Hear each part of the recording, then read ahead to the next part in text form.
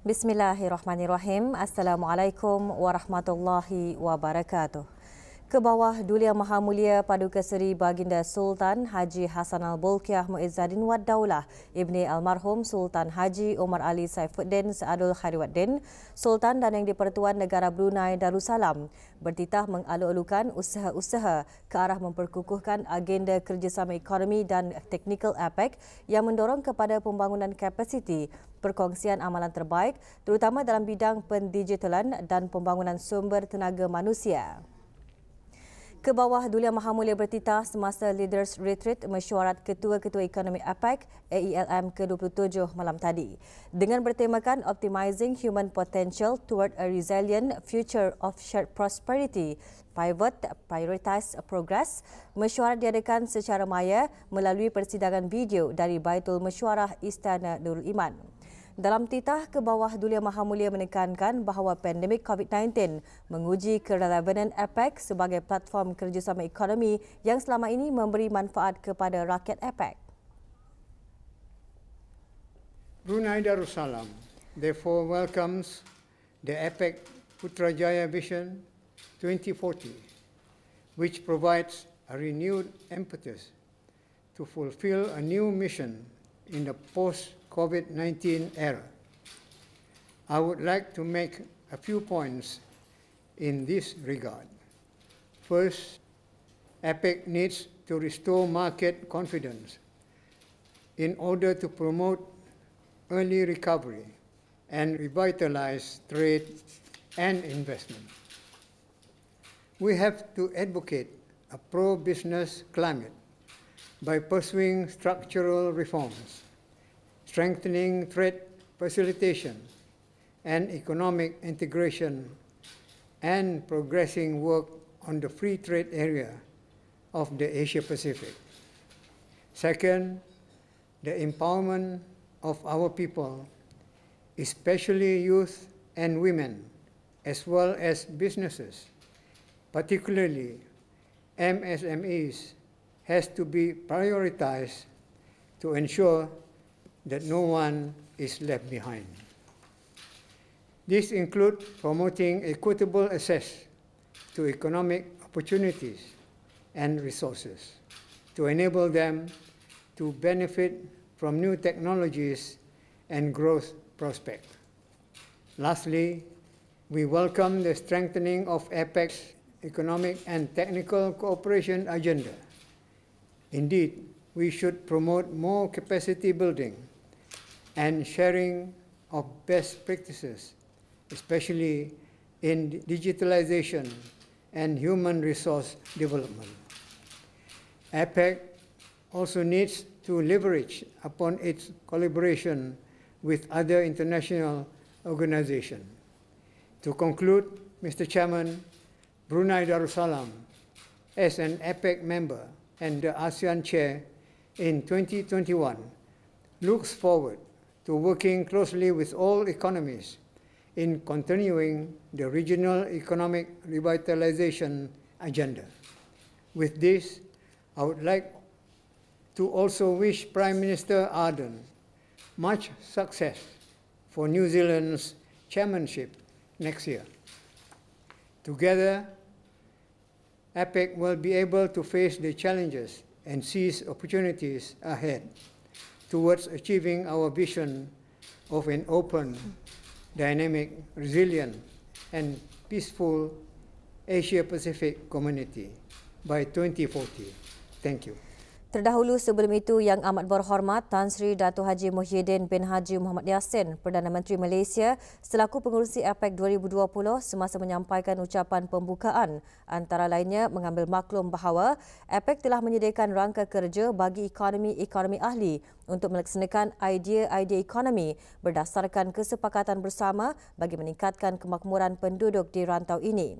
Kerelevanan APEC semakin penting dalam memastikan pengedaran vaksin COVID-19 pada harga berpatutan, mudah diperolehi dan secara saksama.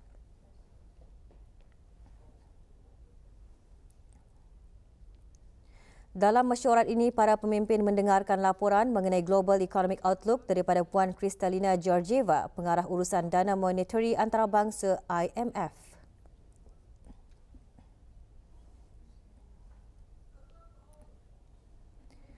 Para pemimpin menyentuh mengenai pasca COVID-19 visi APEC Putrajaya 2040 dan Deklarasi Kuala Lumpur 2020.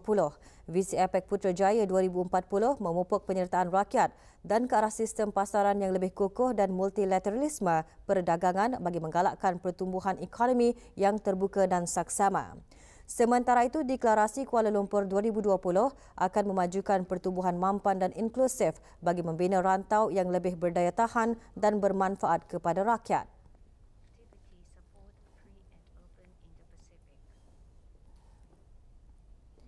Para pemimpin juga mengetengahkan kepentingan pertumbuhan berasaskan inovasi dan peningkatan kesaling hubungan untuk memudahkan aliran barangan dan manusia. Pemulihan serantau bergantung kepada akses vaksin COVID-19 yang saksama dan selamat serta reformasi struktur dalam membina ekosistem perdagangan tempatan. APEC juga perlu mengutamakan agenda perubahan iklim serta pencapaian keseimbangan antara ekonomi digital dan hijau.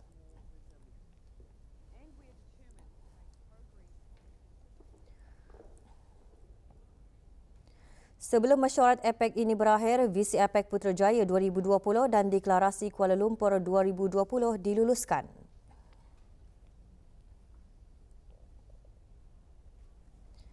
Perdana Menteri Malaysia seterusnya menyerahkan kepengurusian APEC kepada The Right Honourable Jacinda Ardern, Perdana Menteri New Zealand.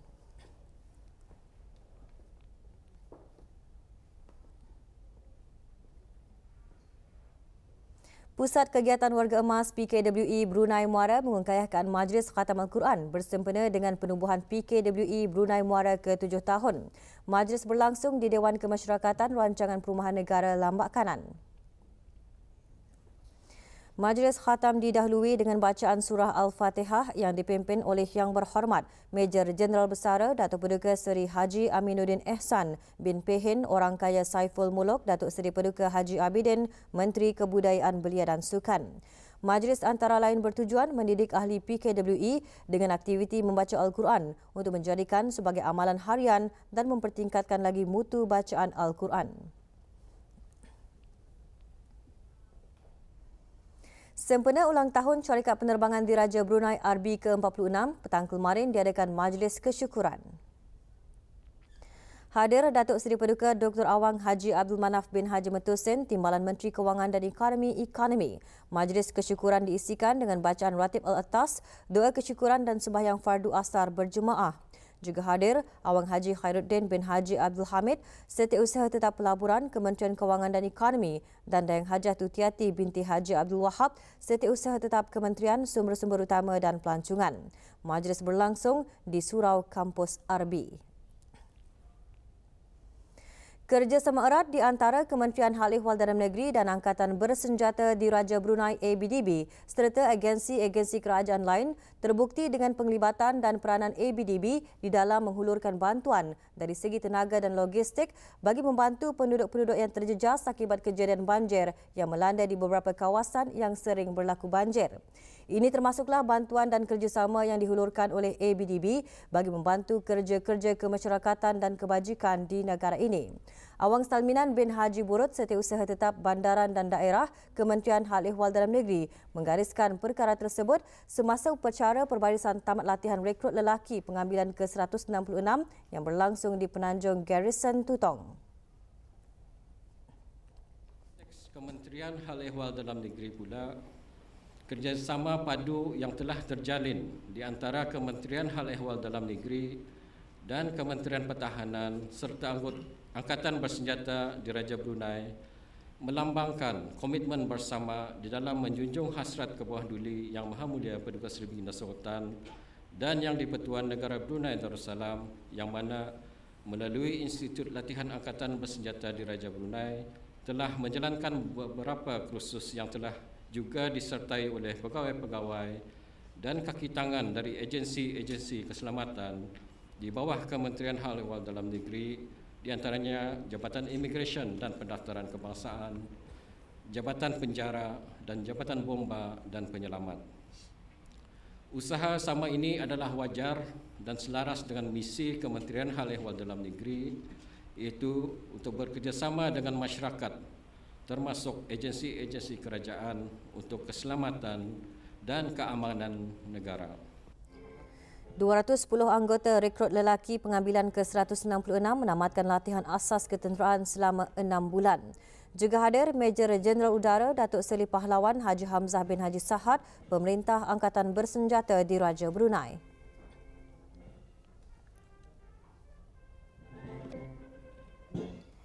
Semasa upacara ini, jurulatih dan rekrut-rekrut yang telah menunjukkan prestasi yang cemerlang di sepanjang latihan rekrut dijalankan menerima anugerah.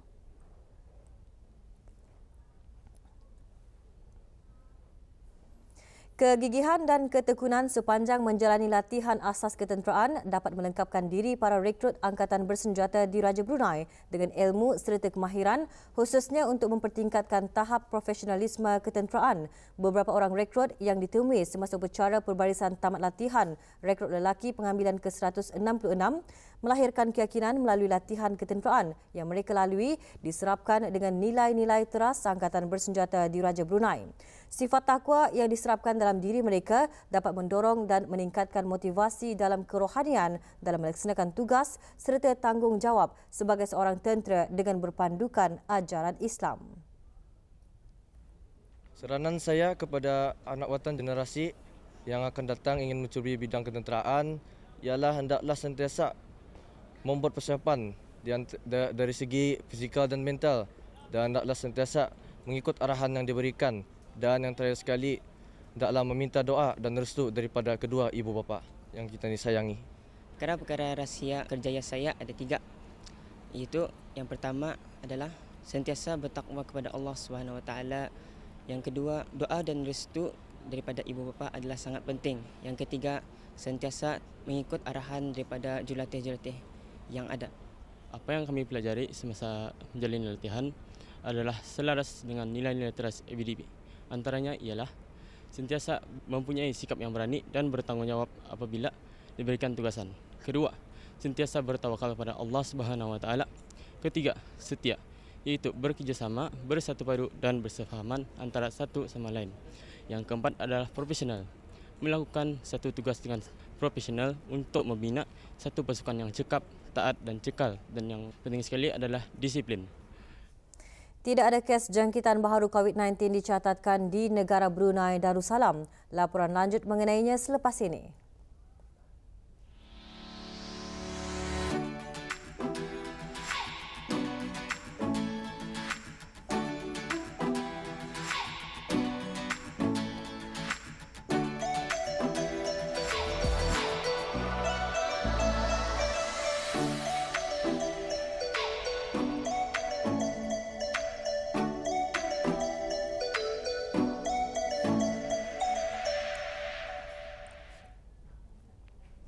Tidak ada kes jangkitan baharu COVID-19 dicatatkan kemarin di negara Brunei Darussalam. Dalam siaran akhbar mengenai perkembangan situasi jangkitan COVID-19 di negara Brunei Darussalam, Kementerian Kesihatan memaklumkan jumlah keseluruhan jangkitan kekal 148 kes dengan kes yang sembuh seramai 145 orang. Kes terakhir jangkitan tempatan COVID-19 dilaporkan pada 6 Mei 2020 iaitu 198 hari yang lalu, manakala jumlah kes import sejak kes jangkitan terakhir tempatan dilaporkan sebanyak 7 kes. 576 orang sedang menjalani pengasingan diri mandatori, manakala seramai 8,135 orang menamatkan pengasingan diri mandatori sejak Mac lalu. Sementara itu, 400 sampel ujian virus SARS-CoV-2 dilaksanakan, menjadikan jumlah keseluruhan ujian makmal yang dijalankan sejak Januari 2020 sebanyak 75,069 ujian. Maklumat lanjut dan perkembangan terkini layari laman sesawang Kementerian Kesihatan dan talian Kesihatan 148. Sementara itu, berikutan dengan penularan mesej melalui media sosial mengenai terdapat kes baharu jangkitan COVID-19 di negara Brunei Darussalam, Kementerian Kesihatan memaklumkan bahawa mesej tersebut adalah tidak benar. Orang ramai diminta bekerjasama untuk tidak menularkan mesej mengenainya. Sempena program pelancongan domestik Brunei dan usaha berterusan dalam mempromosikan selera Bruneiku, satu produk pelancongan domestik dikenali sebagai Belarai ke Cruise Dining dilancarkan oleh syarikat ejen pelancongan Al Abqari Travel and Tours. Majlis pelancarannya diadakan di Jetty Queen Elizabeth II, Kampung Datuk Gandhi, Jalan Kota Batu. Hadir Yang Amat Mulia Pengiran Anak Haji Abdul Quddus bin Pengiran Lela Ceteria Sahibun Najabah, Pengiran Anak Haji Abdul Aziz dan isteri, Pengiran Ratna Siti Nur Aisyah binti Pengiran Datuk Paduka Haji Hamzat. Perasmiannya disempurnakan oleh Pengiran Muhammad Amir Rizal bin Pengiran Haji Mahmud, Setiausaha Tetap Pentadbiran, Kewangan dan Estet Kementerian Kebudayaan Belia dan Sukan. Belarai Le Cruise Dining diharap dapat menawarkan segmen pasaran tertentu dalam industri pelancongan domestik. Pelayaran yang berlangsung selama 2 jam itu merangkumi pelayaran dari Jambatan Sultan Haji Umar Ali Saifuddin merentasi Sungai Brunei hingga ke Jambatan Raja Isteri Pengiran Anak Hajah Salihah dan seterusnya menyusuri kampung air.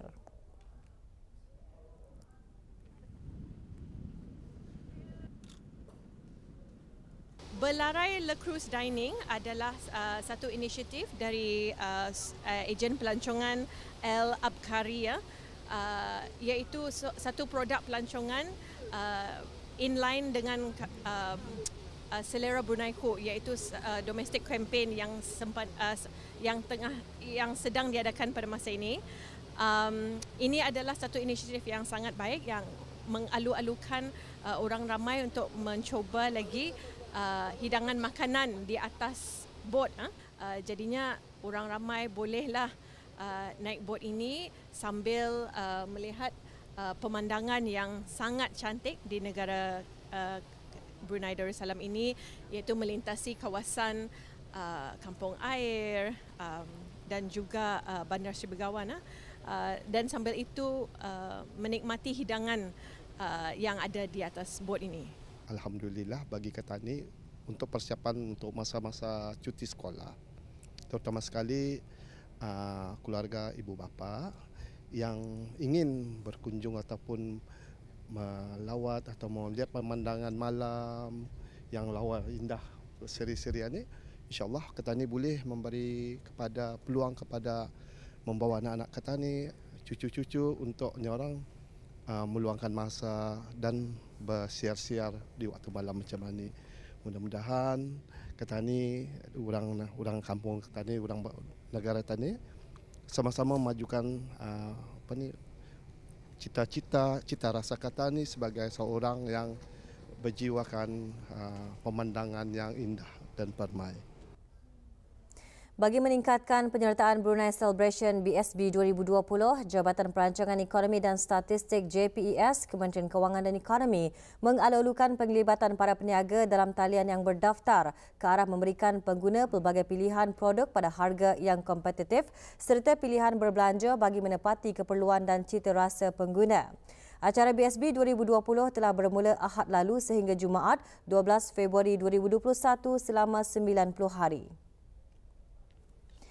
Peniaga dari pelbagai sektor termasuk kedai-kedai menjual barangan perabot, rumah, kasut, buku, alat sukan, barangan kemas, gedung-gedung perniagaan dan sebagainya dialukan untuk sama-sama mengambil bahagian dalam acara jualan murah hujung tahun ini dengan menawarkan diskaun menarik bagi mendukung usaha kerajaan merangsang kegiatan perekonomian dalam negara sekaligus meningkatkan lagi pertumbuhan ekonomi.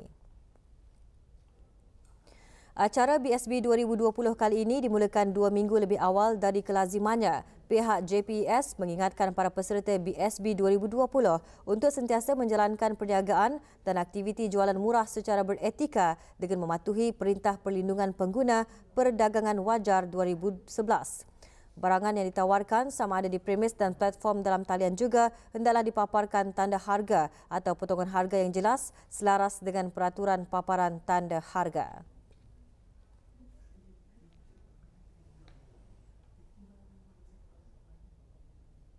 Satu, kemudahan orang-orang Katani kan senang pasal dapat lagi pergi keluar negeri. Lagipun awal sikit kan dorang buat Brunei Sale bagus untuk menyokong ekonomi negara sendiri. based on economy itself. Sekurang-kurangnya ia je meringankan beban untuk orang ramai je lah yang mana berminat untuk membalik. Bagi menyertai acara BSB 2020, para peniaga hanya perlu menghadapkan borang makluman jualan ke JPES yang dapat dimuat turun dari laman sesawang JPES di www.jpes.gov.bn/cad dan borang yang lengkap hendaklah dikembalikan tidak lewat dari 21 November 2020 sama ada ke bangunan JPES atau melalui email di sales@jpke.gov.bn. Peniaga yang ingin mengikuti acara jualan murah ini untuk tempoh yang pendek selama 64 hari bermula 15 November 2020 hingga 17 Januari 2021 boleh menghubungi pihak JPES untuk maklumat lanjut.